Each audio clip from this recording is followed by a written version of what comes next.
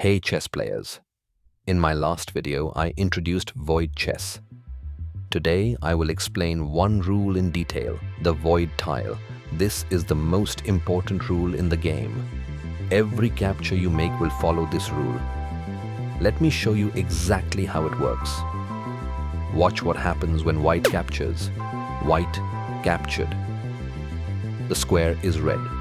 The white pawn is sitting on the red tile. But notice, the pawn is still alive. White just played a normal move.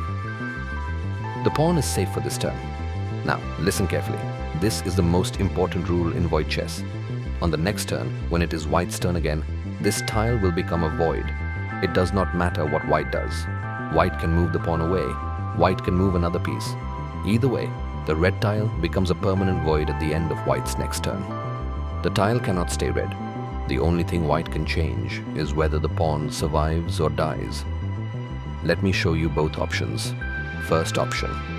White can move the pawn off the red tile. Let's see. The pawn moved to a safe square. The pawn is alive. But look at the original tile. It is no longer red. It is black. A void. The tile is dead. Forever. No piece can ever stand here. No piece can ever cross it. Second option. White ignores the pawn and moves a different piece. Let me reset and show you. Same position. Red tile, white pawn. Now, white will move a different piece instead of saving the pawn. White moved the knight. The pawn stayed on the red tile. Look what happens. The pawn is destroyed. The tile is now a void. Same result for the tile. It became a void either way. But this time, white lost the pawn too. This is the cost of ignoring the red tile. Now, I will show you the only way to keep a tile red for longer. Recapture. When the opponent captures back on the same red tile, the tile stays red. The chain continues. Watch. White captured. Tile is red. Now, black recaptures with the queen. Black's queen captured white's pawn.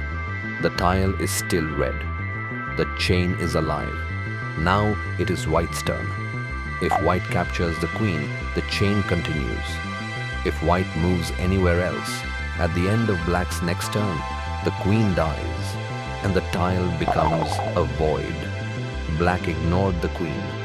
Now watch what happens at the end of black's next turn. Black's queen is destroyed. The tile is a void.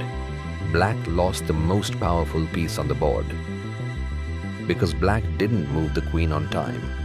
Now you understand the rule. Let me tell you why it changes everything. In normal chess, capture is good. You win material. In void chess, every capture has a cost. The square you captured on will become a void forever. So before you capture, you must think. Do I need this square later? Will my king need to escape through here? Am I creating a hole for my opponent to attack me? Every capture is a strategic choice, not just a tactic. Look at this board. 3 voids in the center. The board is shrinking. Your pieces have less room to move. The endgame becomes a different game. Let me give you a quick summary. Remember these 4 things. Number 1, when you capture, the tile turns red. Number 2, on your next turn, this tile will become a permanent void, no matter what. Number 3, if you move the piece of the red tile, the piece is safe.